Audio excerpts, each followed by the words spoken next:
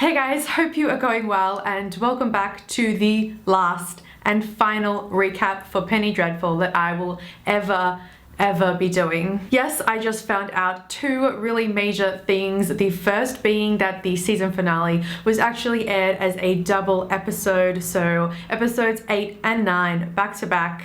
How did I miss that? I have no idea. So I really didn't anticipate that this would be our last week talking about Penny Dreadful. But then the second more important fact that I also kind of didn't really see coming, but now that it's been announced, I guess retrospectively, I can see how it was coming. And that is that this is the end for Penny Dreadful. It will not be returning for season 4. This was it. It is over. With that in mind, let's recap the last two episodes, episode 8, Perpetual Night, and episode 9, The Blessed Dark. Wait, just before we move on, I need to acknowledge that I have been doing recaps for this show for the last couple years, since the very first pilot episode called Nightwork came out back in 2014. So here we are, a total of 27 episodes later, and I have done recaps for every single episode that's happened, and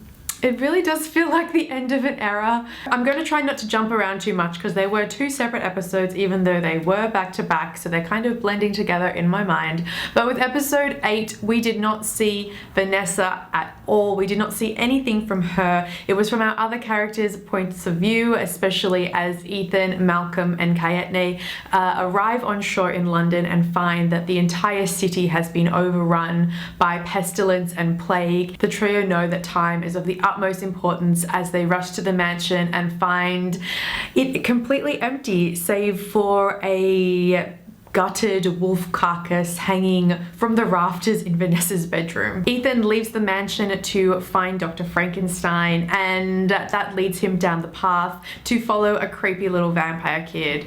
Why is it always a creepy little kid? He's following this kid through the streets of London, and here near the lair of Dracula, he finally faces off with the enemy himself. Ethan says to Dracula, "I will save her," and he responds back, "She is saved." So Ethan got his werewolf on, and I think Dracula was very surprised to see this and be confronted with his arch enemy, the Hound of God, and a moment which should have been a really dramatic cliffhanger type of ending to finish up episode 8, which I actually laughed at. I know it wasn't supposed to be funny, but I couldn't help but burst out laughing when Kaetaney arrives on the scene and he is also a werewolf. It wasn't supposed to be funny at all. I don't know what made me laugh, really. So yes, we didn't see Vanessa at all for that episode, but moving right along, let's keep it going with the series finale,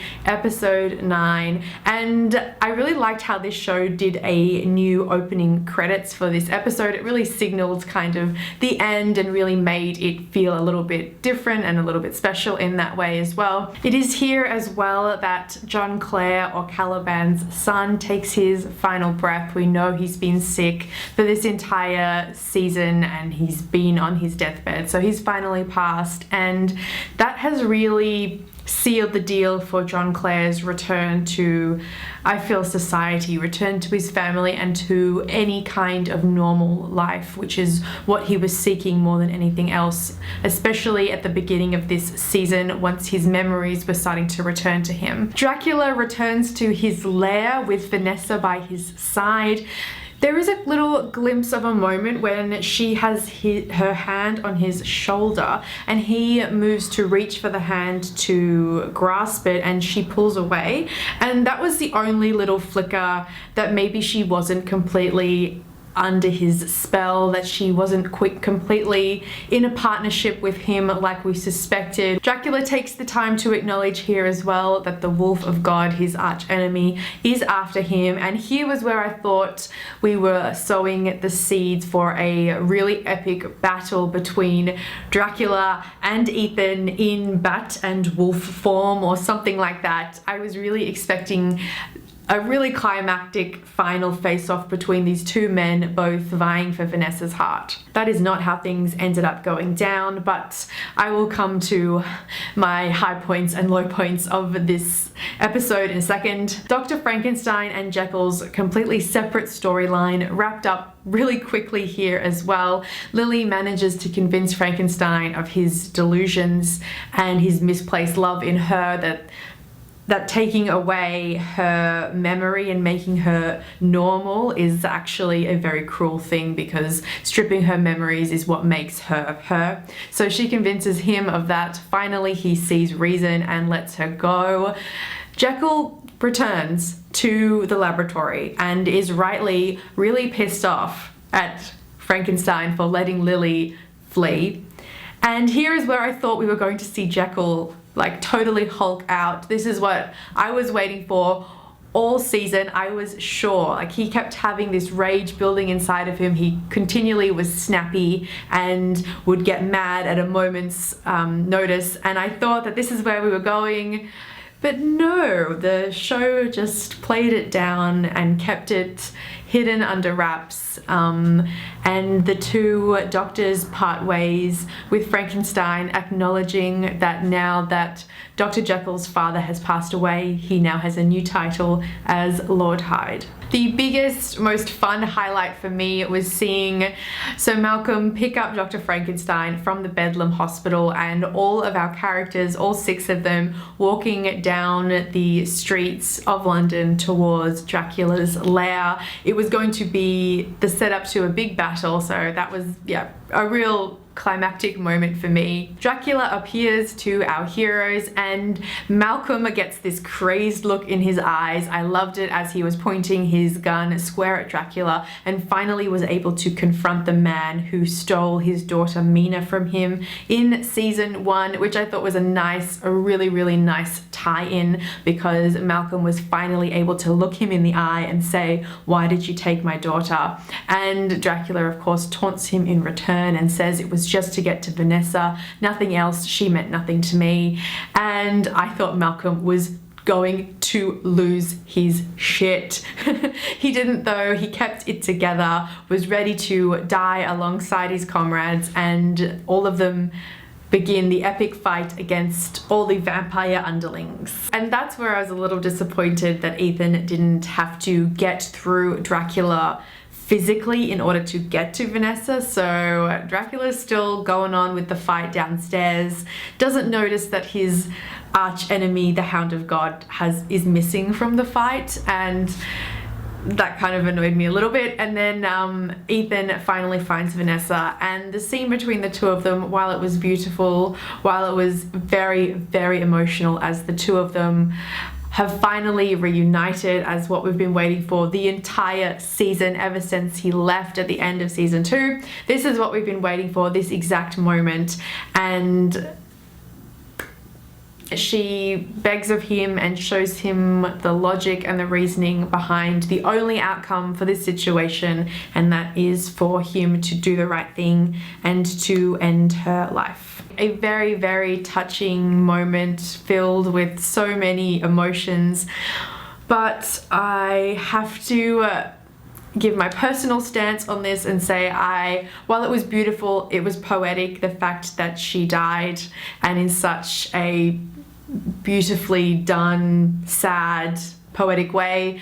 I was disappointed at this choice to kill her off. It well and truly sealed the deal for the end of this series. Penny Dreadful can not go on without Vanessa Ives. She is the central character. Everything revolves around her story. She is the anchor for it all, so it really felt like the showrunners knew that the only way to end it was with a bang, and this really made sure there was no way this show could ever come back, and all the loose ends were well and truly wrapped up. I just want to take a moment to go through a couple of highlights from the finale that I really liked. I loved Reinfield's character. He ended up being so darkly cool and awesome in his mania. He says this really weird, creepy line, "It's not for your ears, unless I may keep them. So creepy. I actually really liked him in the end. I liked all his scenes and I thought they were all really manic and pathetic all at the same time. Another big highlight for me was Lily's storyline and how that wrapped up, how the fire was really put out from her revolution. Dorian snuffed that well and truly with killing Justine, which I was also a little bit disappointed at. I thought that Justine would put up more of a fight. Dorian, on the other hand, who well and truly remains my least favorite character of the entire ensemble, he just stood there sulking, being sullen in his giant mansion with all his portraits, of which we never got to see again.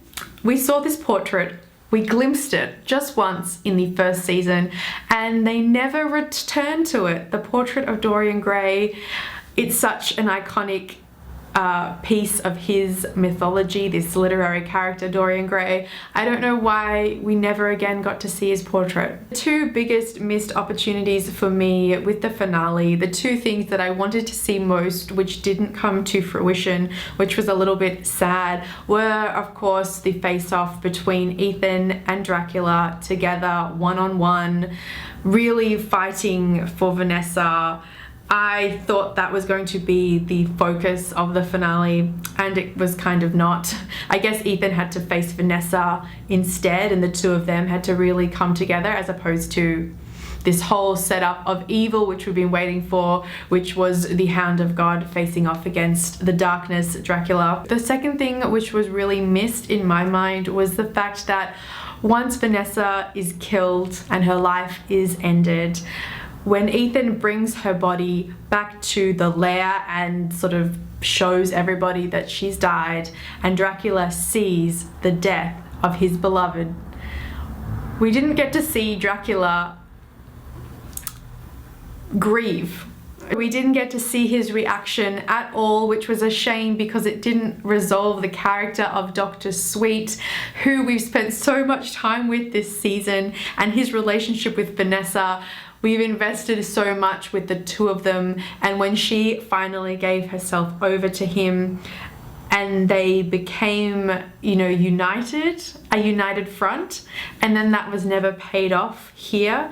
Neither did she neither stood by his side in the final battle against her friends. She was removed from that, nor did he worship her as he promised that he would. It would have been cool to see Vanessa go hardcore dark before coming back to the light for just a moment, a brief flicker of a moment, enough to have Ethan kill her in that way. So that brings us to the end, the final ever episode of Penny Dreadful. And while I did enjoy the season as a whole, I will say that this finale episode let me down in a few ways. While I was still moved and I was still content with how we wrapped up all the loose ends, I just thought we could have had more of a climax and a more of a payoff for all the many things that were set up during the season. Guys, let me know what you thought of the wrap up to Penny Dreadful. I would really love to know your thoughts on this one, and if you are glad that they've finished on this note and are not coming back for a new season. I suppose that is the best way to go out, isn't it? Rather than having the show either A, cancelled, or B, go on and just not be as good as it once was. Like I mentioned at the beginning, thank you again all so much for staying with me and being part of the conversation and part of the recaps week by week. It has been a very long journey and many years since I've been covering this show, and I have really enjoyed it so much and looked forward to it every week during the seasons when it's on. I really enjoyed doing these recaps. It's been so much fun, and what's even more fun has been the conversations in between posting the videos, when we discuss in the comments what we liked, what we didn't like, theories of what we think is going to be coming up next, and all that kind of fun stuff. You've been the best, guys. Thank you so much. 27 episodes. We've done it. It's over now. I am going to have to find a new obsession. Bye.